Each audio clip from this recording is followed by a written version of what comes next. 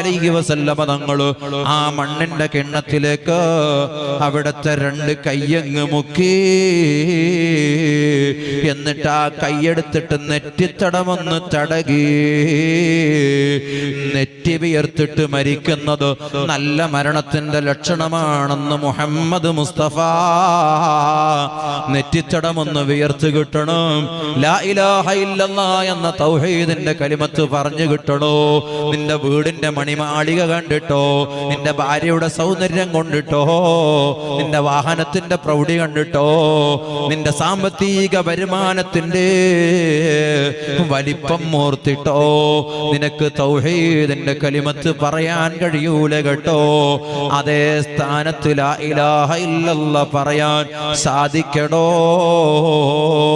അത് പ്രാക്ടിക്കലാക്കണം കേട്ടോ.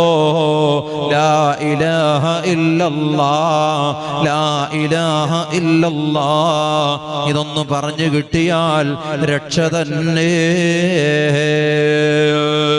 സാധിക്കണമെങ്കിൽ തൗഹീദിന്റെ കലിമത്ത് മനസ്സുറച്ച് ചൊല്ലണോ, അതനുസരിച്ച് ജീവിക്കാൻ സാധിക്കണോ.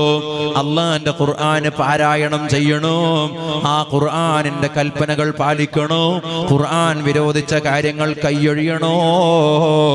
മരണത്തെ ഓർത്താൽ ജീവിതം സന്തുഷ്ട നന്നാക്കാൻ കഴിയും, ആഖിറത്തിനെ ഓർക്കാൻ കഴിയും.